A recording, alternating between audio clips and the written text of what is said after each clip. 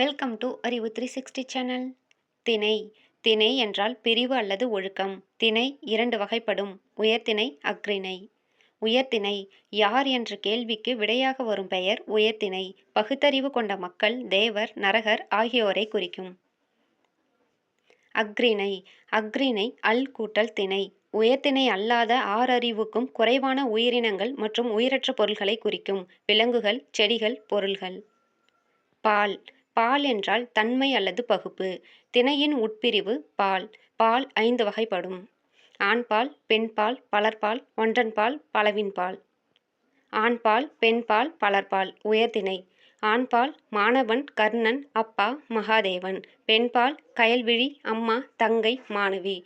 பலர்பால் மாணவர், மக்கள், மாந்தர்.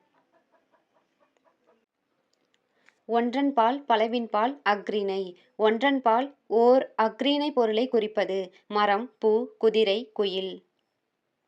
பலவின்பால் பல அஃறிணை பொருளை குறிப்பது. மரங்கள், குதிரைகள், குயில்கள்.